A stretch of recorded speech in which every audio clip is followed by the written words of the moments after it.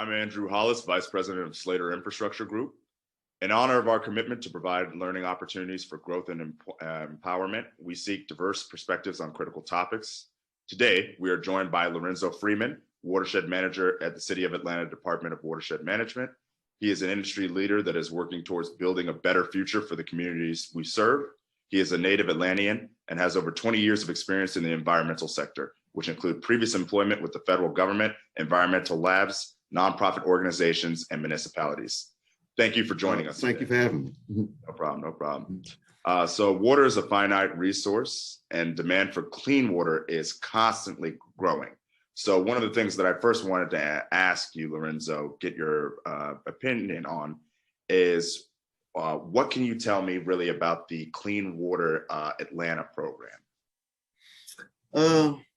Well, as far as my role, we're consent decreed under the industrial pretreatment program.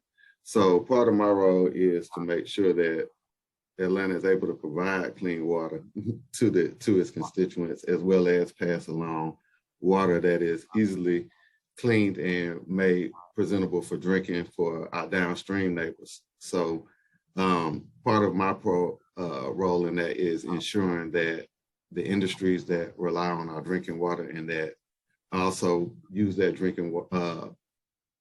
take in that drinking water and return wastewater to us, to our treatment plants, that they're not overpolluting those plants, that we're able to successfully treat that water and return it to the Chattahoochee for our downstream neighbors.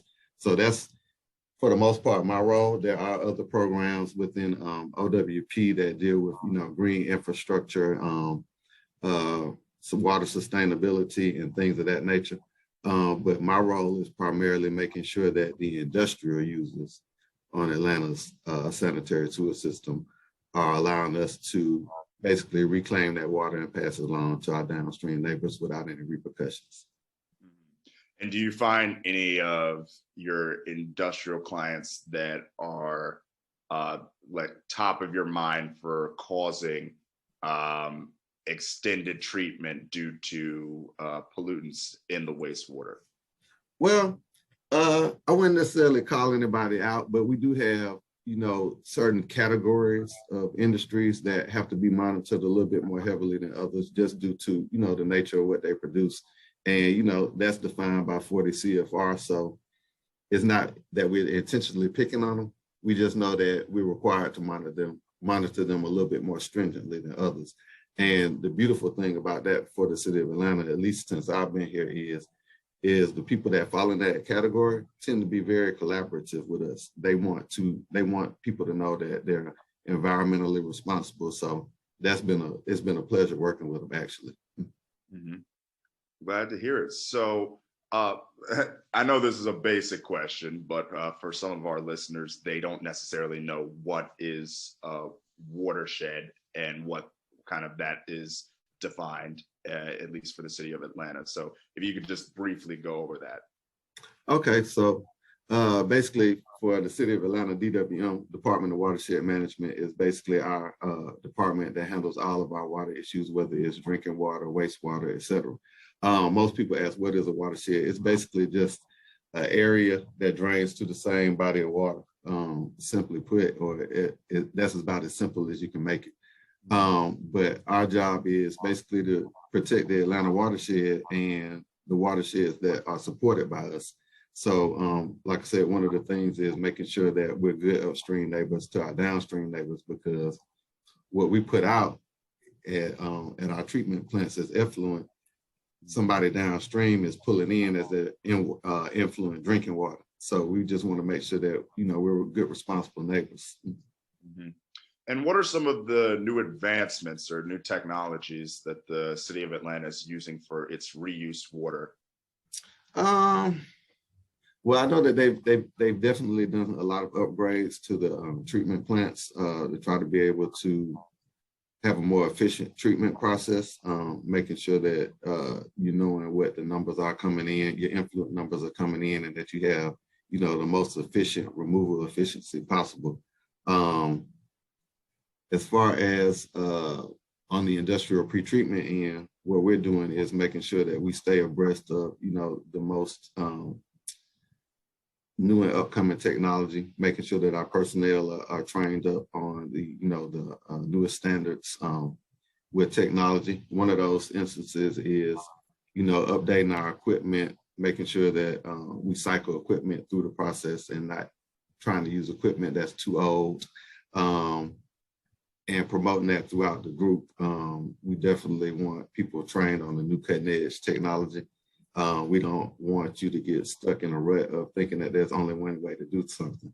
So a lot of, our advancement, I'll say, is based on us trying to improve upon, processes that we've done in the past, making them more efficient, becoming more proficient with what we do each day.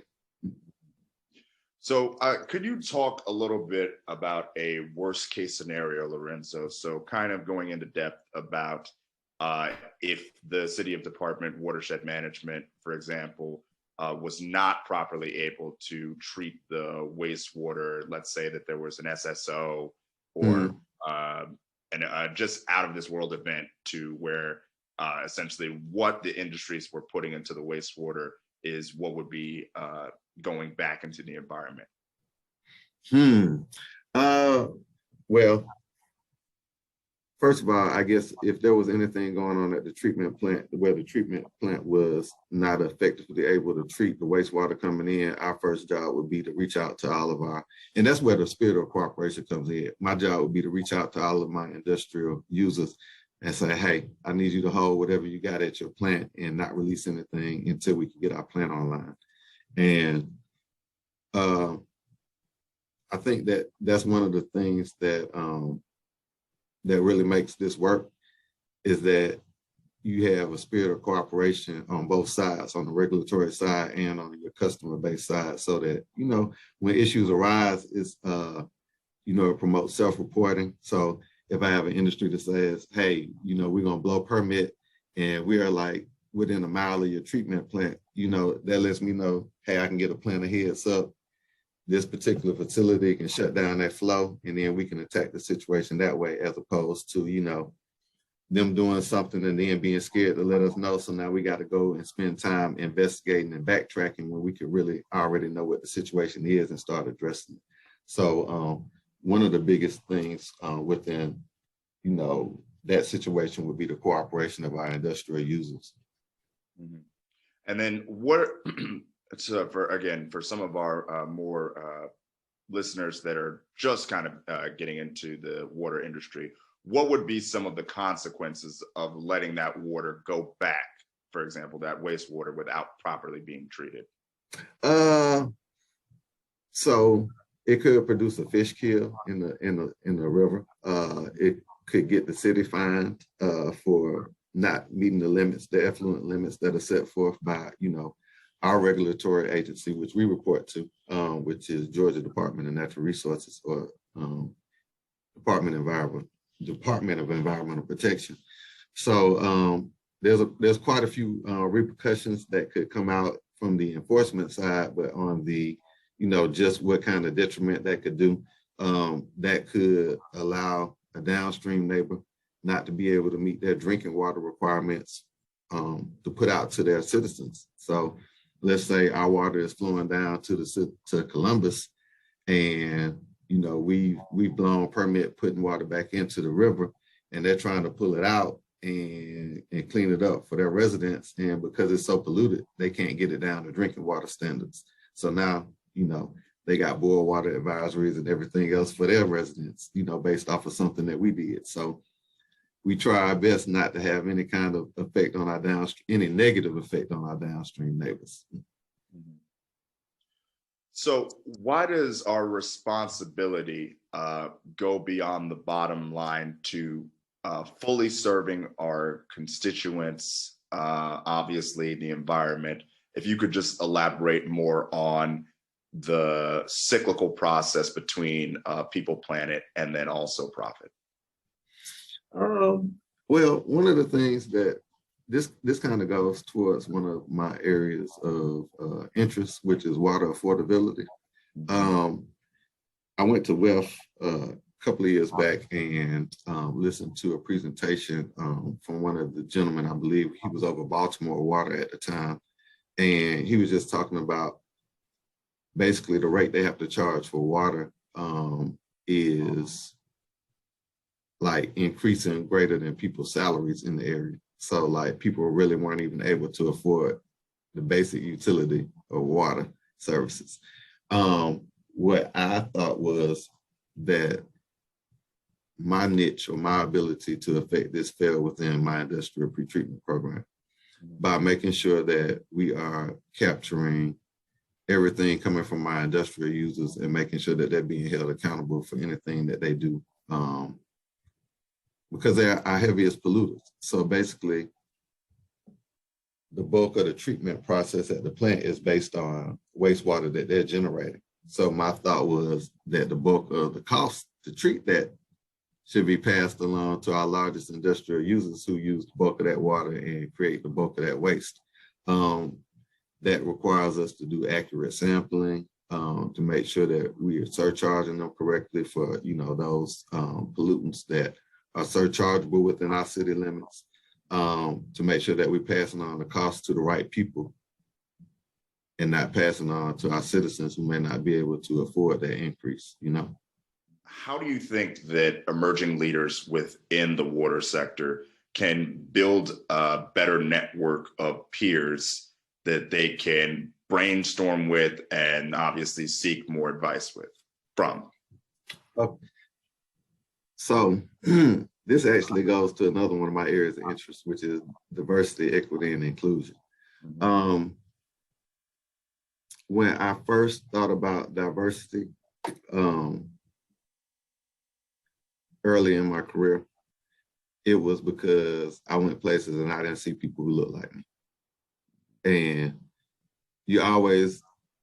I feel like you're more comfortable offering ideas, solutions, suggestions when you feel comfortable. So when you go somewhere and nobody looks like you, they're not getting the benefit of your ideas because you don't feel comfortable, adding anything to the conversation or bringing anything to the table. So one of the things that, as my career progressed and I did different things, and one of those things was being part of the Water Leadership Institute. And I think that program probably showed me the importance of diversity more so than anything else.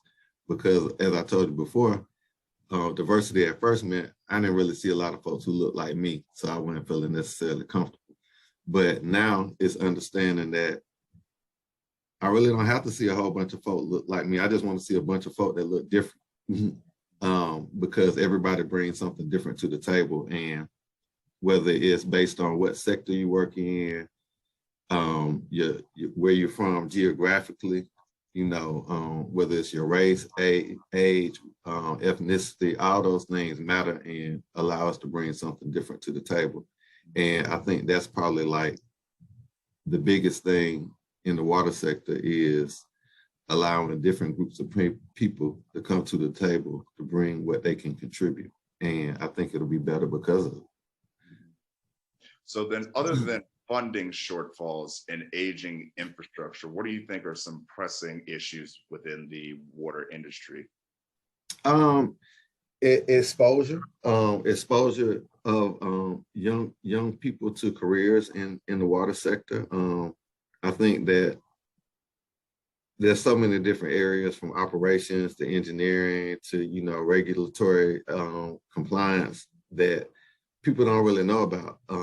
I kind of equate it to the credits at the end of the movie. It's so many jobs that roll by at the end of a movie, so many positions that people fill on that team that you're just not familiar with because you've never been exposed to them. And so I feel like the water sector would be better served if we were able to basically expose younger people to what careers were available in the field. Mm-hmm. So then how can we actively participate in educational, policy, technology, economic, and information sharing forums that affect the global water environment? I think it's important to start with your local community. I think that, for most of us, we have kind of like our finger on the pulse of our own community. So we're able to kind of like gain, probably like know better where we can make changes, insert programs that would be, productive and provide assistance to individuals. Like we did a mentoring program at one of the high schools here in Atlanta that's located not too far from our downtown location. And unfortunately, COVID cut it short. So we weren't able to continue going in person. But we were able to take, African-American males who were at risk of dropping out of school and pair them up with, individuals from Department of Watershed, all the way from, a manager to, a field person who might take them to the side and be like, hey, I was this close to dropping out of school and now I got a job with the city. And, this is what it took to get to where I'm at. So I think them seeing folks who grew up in the neighborhood, seeing people from the city who move up and, have an interest in them moving up and learning and being productive citizens as well is what kind of like sparks them. So exposure is a big part of it. Yeah. So, I mean, what do you think we can do to increase public awareness, of the water industry and their importance? I mean, you spoke about obviously how we can incorporate a younger workforce, obviously get more exposure to the younger professionals, but I just mean also to our constituents as a whole. Just everybody, huh? Mm-hmm. I think it's more so a matter of helping them realize that it touches them in their life, regardless of whether they see it or not. Mm-hmm. One of the things that I recently went snowboarding and out in Denver, Colorado area. And before I went, they had like a drought. They hadn't had snow in so long. And so like, people don't realize snow is just a form of water. So it's still affecting us everywhere we go. So like, I think it's more so just getting people to realize that water affects them in every facet of their life. And, attacking it like that. Education, a lot of times in the neighborhood, I go in the neighborhood and somebody will be pouring something down the storm drain. I'm like, you realize that goes straight to the creek, right? And they're like, what? And I was like, yeah, you like to fish, don't you? You don't want to kill your fish, do you?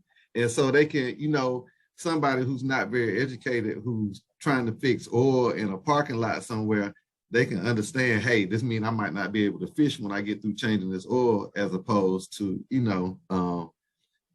just don't put it in here and they not really knowing how it's affecting them. It's all about people understanding how they're affected. Well, thank you again, Larenzo, for doing such essential work in the industry. We believe that it is vital to start a conversation through various platforms and share stories about critical topics.